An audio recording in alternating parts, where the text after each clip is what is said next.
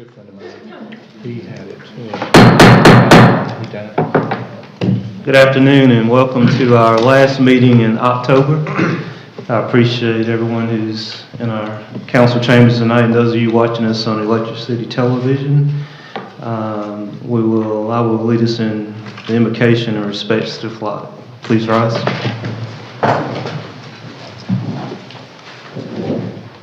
Father, we thank you for this day. We thank you for all the blessings that you bestowed upon our community.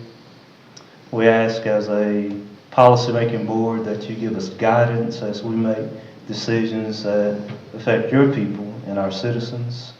We also ask that you keep our more than 450 employees safe and away from harm, and especially those who come in contact with constant danger.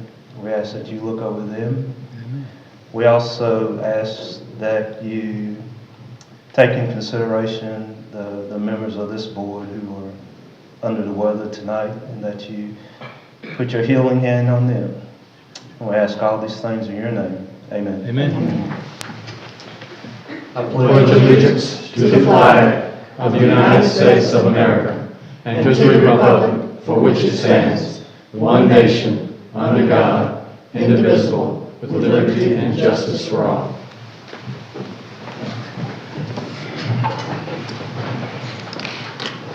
The minutes of our October 9th meeting have been distributed. Are there any corrections or additions to the minutes? Not hearing any, do I have a motion to approve? So moved. First by Dr. Thompson. Second. Second by Mr. Lockridge. All those in favor say aye. Aye. Opposed? The minutes of October 9th passed unanimously. We have one item of old business, and that item is request consideration of a resolution authorizing an infrastructure reimbursement agreement with Tetra Investments, LLC, for Stonebridge at Rankins Lake Subdivision. Ms. McConnell. Mr. Mayor and Council, we would respectfully ask that this item be continued to our next meeting in order to allow the city attorney and Tetra to continue their discussions and finalize an agreement for you bring it back at the November 13th meeting. Thank you. We assume that we would all agree with that, so we will have that on our next agenda. We have 6 items of new business, and 4 of the 6 are planning commission items and just referrals, and we'll tackle them one by one if that's okay. Request consideration of referral to planning commission a petition to annex and zone to GC General Commercial approximately 1.21 acres located at 3800 Clemson Boulevard. Ms. McConnell. This piece of property is, you would know it better as the site of Zaxby's restaurant, which has now been demolished, and the plans are to build a new, more modern Zaxby's on that site. As you know, these referrals are the beginning of the public process when it comes to annexation and zoning, and that, of course, will be the first meeting in November. The whole idea is that this piece of property, they are a water and a sewer customer for the city of Anderson, and we've already notified them that we're happy to tell them they'll be joining the city and gaining the benefits of being city residency, even as a business.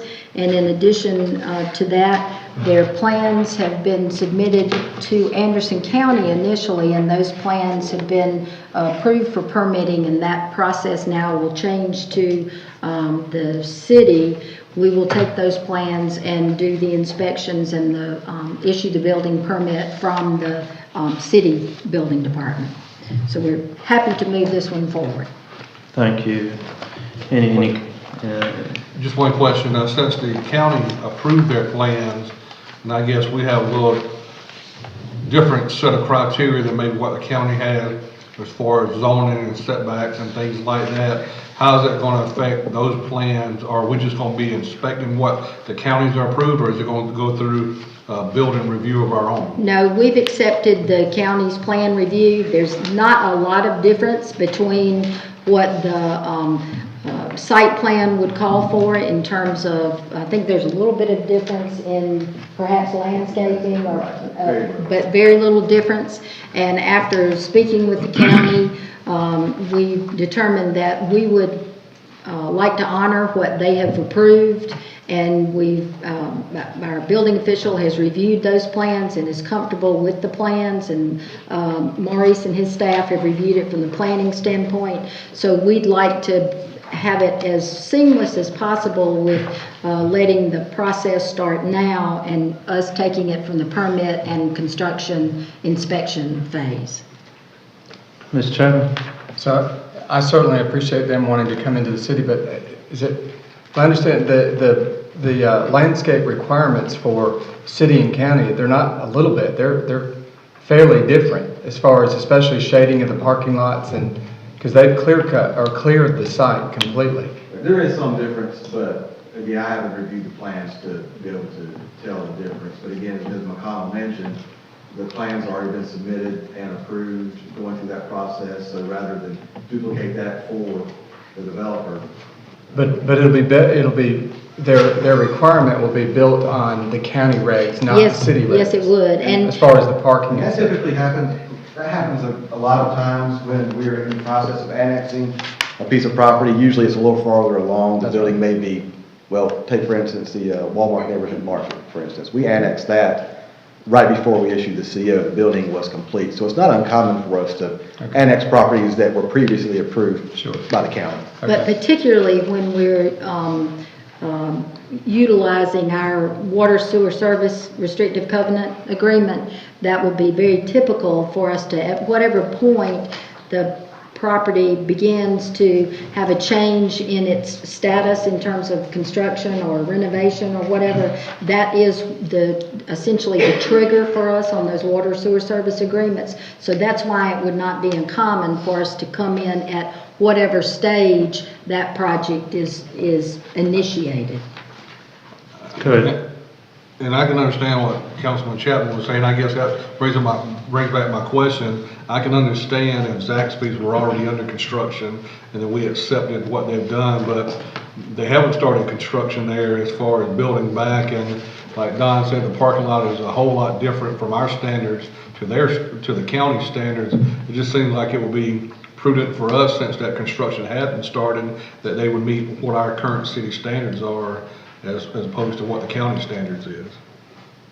Or at least encourage them to follow those guidelines, because, and the reason why I ask is because, you know, Clemson Boulevard has pretty much lost all of its large trees or landscaping, and that's the reason why we implement it, for them to have tree shading for parking lots and things like that, so that it can at least get some of that greenery back. So, well, we can certainly work with the people that we're working with as far as the plans have been their engineers.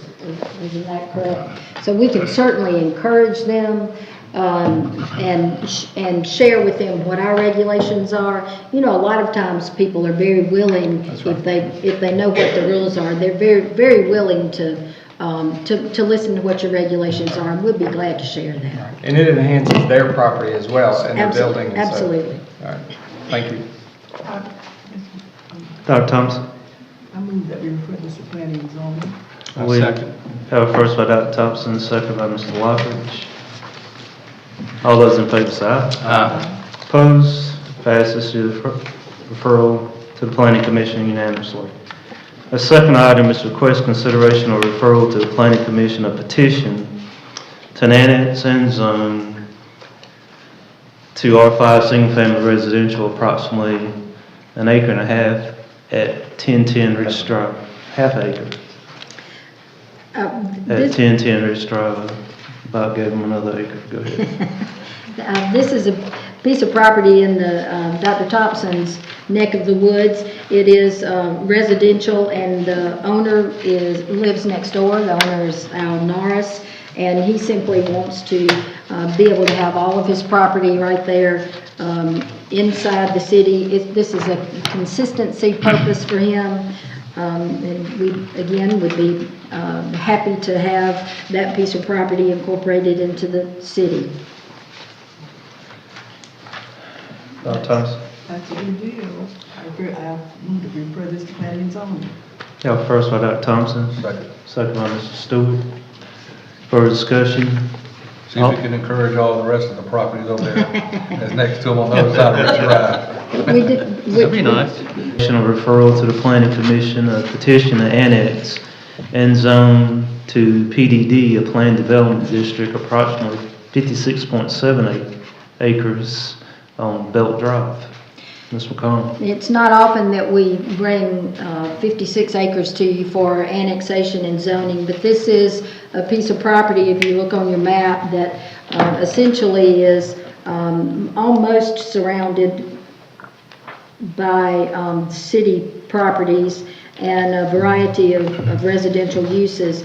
We're just beginning, as we said, since this starts the public process, we're learning more about what this PDD document will contain, but generally speaking, this is intended to be single and multifamily in nature, and the PDD document will specify the density, the lot sizes, the uses, the open space requirements, and any other type of requirements that are that the developers wish to be incorporated into this residential development.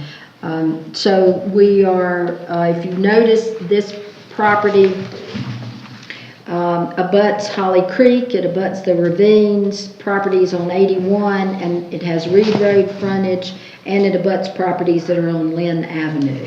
So it is one of those pieces that sort of already feels a little bit like it's inside the city because of its proximity, but as well it has a bit of kind of a secluded feel because of its wooded nature. So this is an exciting piece of property for the city. That is good news. Mr. Stewart?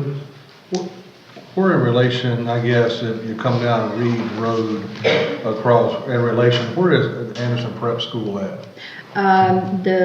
It's right there in that first turn before that property. Is this right? Is that what you're talking about there? Mm-hmm. Yeah, backs up onto the 81 frontage. Yep. Okay. The good thing is we have a fire department already in that vicinity. That's right. I think that's a good thing for the city. I'd like to go ahead and refer it to the planning commission. First by Mr. Lockridge. Second. Second by Mr. Newton. All those in favor say aye. Opposed? Thank you. It passes unanimously. Our fourth item is request consideration of referral to the planning commission, a petition to rezone 401 Concord Road from R15 single family residential to LO limited office. Ms. McConnell. Well, definitely Planning Commission is going to be busy next month. This piece of property on Concord Road is adjacent to a commercial use that's on the largest parcel that's kind of on the western side of the property. There are two other properties that have been rezoned about mid-block, and those two properties are zoned neighborhood professional. This request is for limited office, so it is a little more intensive in terms of the commercial use, but it's the first district, commercial district, and the least or permitted use. So the other uses are a business office and a therapeutic massage location in that mid-block. So again, this starts the public process by going to Planning Commission first Tuesday in November. Now, you said the other zonings in that area is neighborhood professional, Yes, sir. and neighborhood professional doesn't allow for a barber shop? It does not. Okay. The neighborhood professional allows for medical and health services, which is how the massage place. It also allows for business offices, which is how the Chick-fil-A business office is located there. Do you have an idea of what's going to be going on? A proposed barber shop. Proposed barber shop. Yes, sir. I also think, we talked about this before, sometimes our rental stock sometimes goes downhill after, they turn them over the rentals. At least this is, you have a business owner, hopefully pride of ownership will Yeah, keep that stretch. This is the brick house. I think this is really the only, in this section, mid-block down to Pine Lane, this is the brick house that's located in that stretch. I guess it meets all the parking requirements. It would have to, yes. It doesn't do it, do we know? It doesn't now. I mean, it's previously been in use as a single-family residence. So in order for it to be converted to commercial use for a barber shop or anything else commercial, it would have to meet our parking requirements and landscaping requirements. And I guess that they have looked at that and they can meet it, I guess, because I would hate to rezone it and then they come back and they can't meet it. They are aware of this requirement, but again, with this being a referral, we have not seen anything yet. We'll probably get more information as we get closer to the planning commission meeting, but they do realize there are certain city guidelines in addition to parking, landscaping. You have your building codes also when you convert a residential house to commercial. So we would anticipate having some type of site plan back before it comes back to us? That's not required by them. They would just know they would have to meet the requirements. Yes, ma'am. Yes, sir. Because is the property adjacent to it, to its right, is it single family? To its right, Yes, the Chick-fil-A office. No, there's one more in there. Yeah, and there's a mixture of uses through there. Some are actually non-conforming. You actually have an industrial type use, as Ms. McConnell mentioned, up near Pine Lane as well. So you have a scattering of uses, zoning. But what I was asking is the home to its right, is it a single family I dwelling? believe that's single family. yes. Does that require a buffer between? It would. Okay, and that's what they'll be aware of? That is correct. Again, we just haven't gotten that far because it's being in the referral status right now. Okay. Thank you. Make a motion, we refer it to the planning commission? First by Mr. Stewart, Second. second by Mr. Chapman. All those in favor say aye. Aye. Opposed? Passes unanimously to the planning commission. Our fifth item is request consideration of an ordinance amending chapter 50 of the Code of Ordinances for Anderson, South Carolina, providing for flood damage prevention for the city of Anderson. Ms. McConnell? The National Flood Insurance Program is managed by FEMA, and it is what enables homeowners, business owners, renters to purchase federally backed flood insurance, provided that the community participates in a flood management program, which we have done since 2011. The flood insurance maps are updated periodically to reflect any changes in those risk-prone areas, and those maps have been updated. So Frankie's going to tell you a little bit more about this ordinance that does incorporate the new maps and our participation, continued participation in this program. The DNR, National Revenue, National Resources, has reviewed the amendments that have been requested, which are very few as to what we approved back in 2011. And as Linda said, basically just the main change is to incorporate the new floodplain maps to update them to the plan that is going to be submitted on December the 21st of 2017. which is the date that we need to have in this ordinance, which is the main change in there. There was another change just to clear up another date on, instead of having the maps as of the date of the ordinance, it has a certain date of 1980. Other than that, there were some more just minor changes. There was an addition requiring that we review all permit applications to determine whether proposed building sites will be reasonably safe from flooding. That's the only real significant addition to the ordinance. Otherwise, it's almost exactly the model ordinance that we approved in 2011. It's necessary for us to have, like she said, in order to participate in the flood insurance program. Mr. Chairman? This would be one of those documents that Mr. Councilman Kirby would read and say, it's one of those things that we have to sign and we have to agree. If we don't, the recourse is You don't get flooded. you don't get flood. Yeah. You don't get flood insurance. You deny flood insurance. And for the plus, you ones don't who make it. participate in FEMA. You know, I think, That's right. of course, with the storms we've had this year, they say that they'd be running out of our FEMA flood insurance type of monies, but we get rebates from FEMA for damages that we have from floods. Sure. And that's part of this. And the objective is to reduce future flood damage. So being able to have flood regulations in place that help us manage flood-prone areas is certainly a good thing. So it is about the insurance, but it is about the proper management of your flood-prone areas as well. Mr. Mayor? Ms. Luckridge? Where are the main flood plains and flood problems in Anderson City? They're throughout the city, but generally speaking, most anywhere where we have creeks running through our city, creeks or streams, most all of those will be indicated on the map. And the key to the maps is that there's a certain delineation of how far how far out of the banks essentially the creeks go. So, and that determines whether you're in a quote flood prone area based upon FEMA's and DNR's.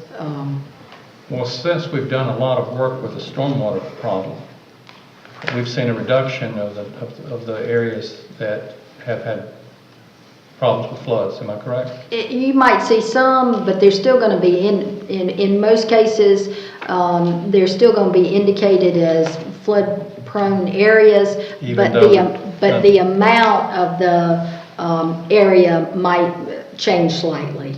Gotcha. Dr. Thompson has a lot in her area. He's got a finger. Yeah, you know, when we built the flume, which that's been many, many years ago, we did not have any ordinance that would require folk not to build in what is known as a flood zone. Did Right. not. So what is that ruling for us now? If the north area is a flood zone, would we get permission for someone to build a house there or to build anything there? You can, but there's certain regulations that you have to follow. And in layman's terms, I'll explain this as best I understand it, Dr. Thompson. There's a base flood elevation that is provided by these maps.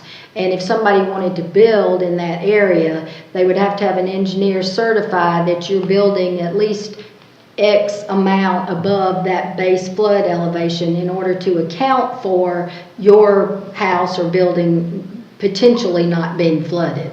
What about insurance? Well, we don't, I mean, it would, I don't know that we require anybody to get I insurance. think a That's- lot of it is, and that's pretty good. Linda, that was a good explanation. But, you know, I think, and I guess very rarely do I have a chance to be a subject matter expert. But technically, we're all in a flood plain. You know, I mean, every piece of property, just the degree of severity.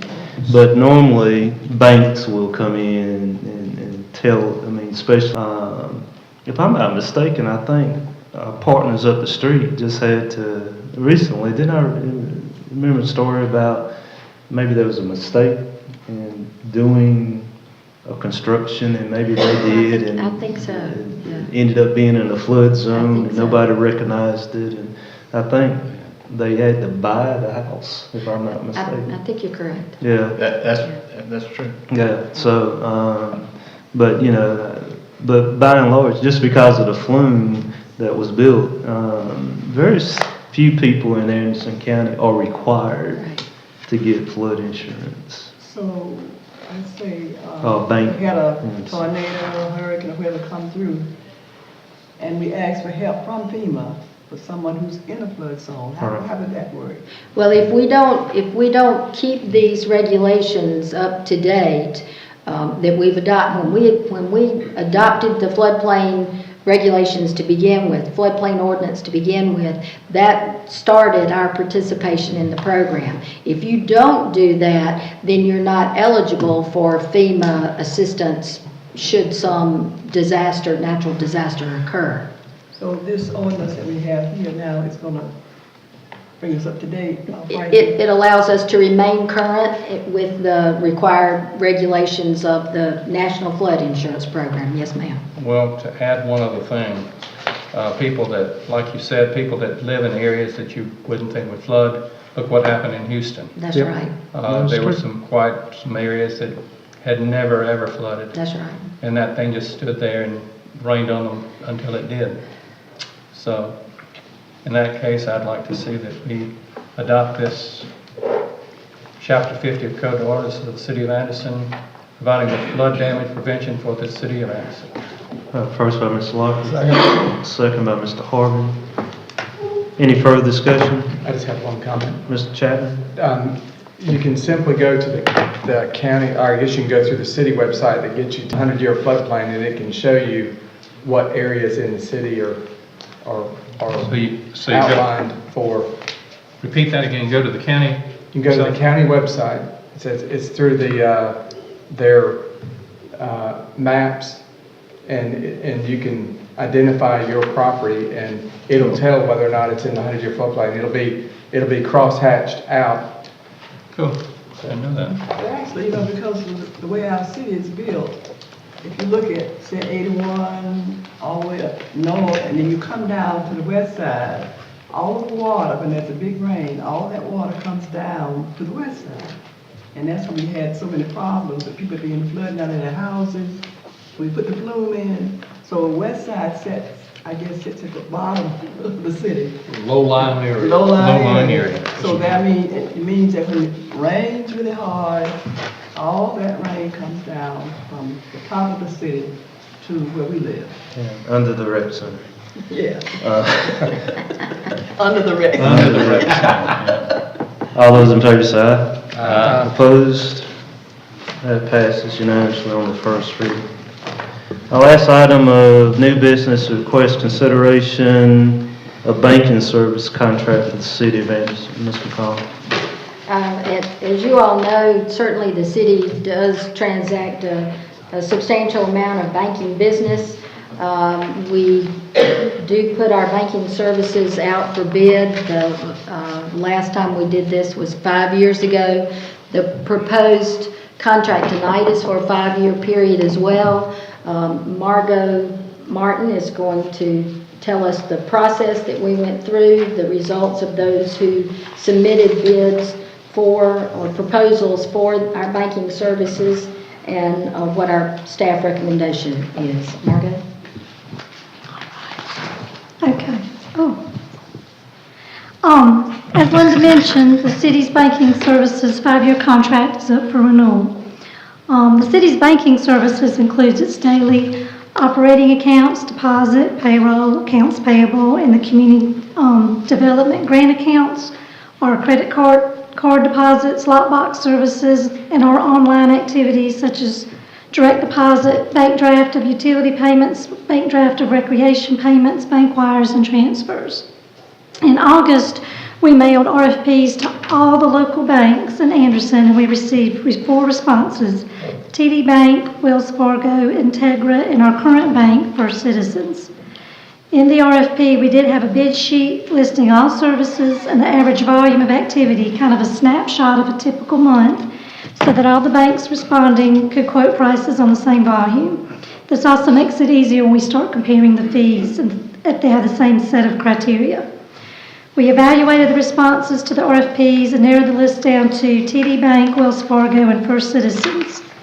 Based on the lower fees of $3,513 average per month, the higher interest rates of 0.35% if you have less than $1 million and 0.9% greater than $1 million, there is a typo on your summary. It says 0.035, my bad on typing, for TD Bank. And the TD Bank's use of security tokens for online security and the reference responses, we recommend awarding the 5-year contract to TD Bank. We have used TD Bank in the past. Prior to the 2012 contract with First Citizens, we were with TD Bank, which was also formerly Carolina First. So the contract will go into effect January 1, 2018. Any questions? What happened to integrity response? They don't provide lockbox service, so they didn't provide our current banking needs. Explain what lockbox service is. Lockbox service works where when you get your remittance coupon, at the bottom you'll see a bunch of numbers in the MICR OCR line, and those are mailed directly to our bank, and they run them through the machine and create a file, and we import the payments, so we don't have to manually enter in every one of those payments. And then Saves you time. saves us time. The city gets their money in the bank faster. And Integra didn't offer that service. Let me ask another stupid question. Security tokens. What's that? Security tokens, online activity, and you've been hearing about fraud and bank, they actually have a token that's assigned to the user.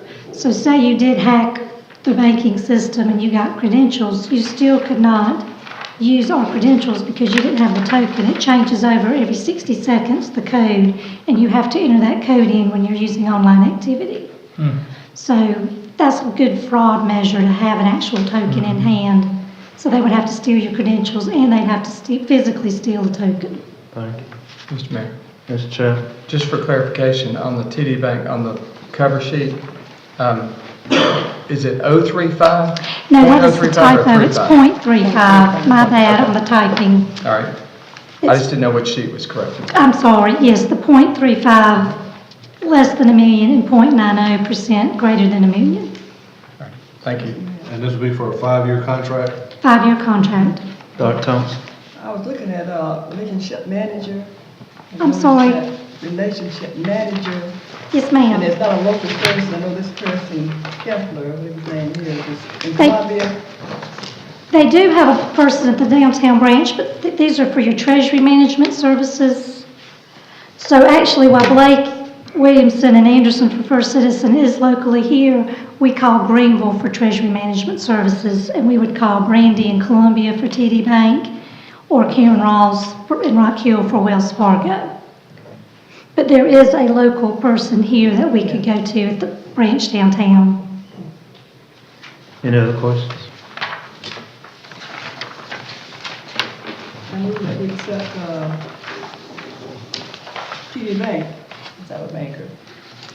I have first from Dr. Thompson, Second. second from Mr. Chapman.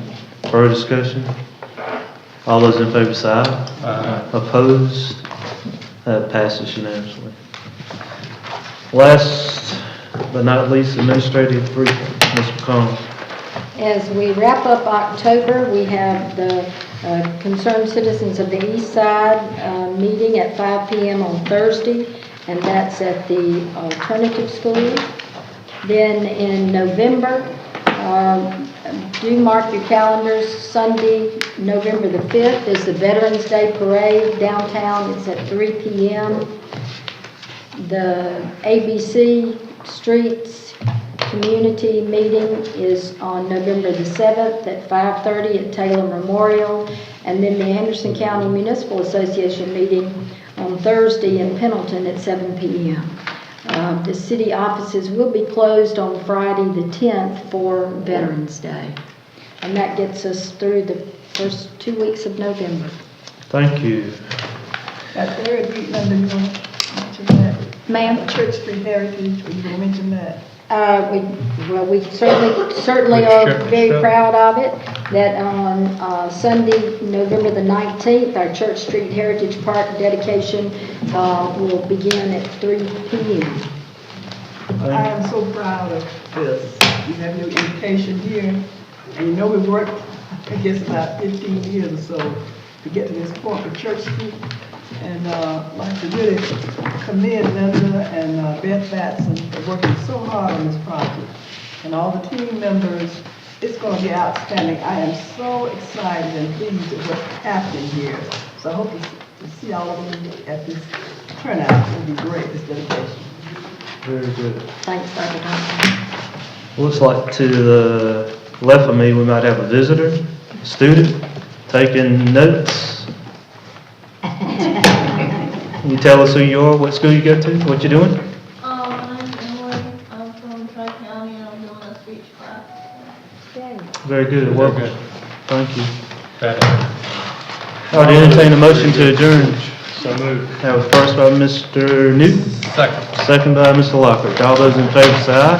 Aye. Opposed? We stand adjourned. Maurice. No, ma'am, since we took it off.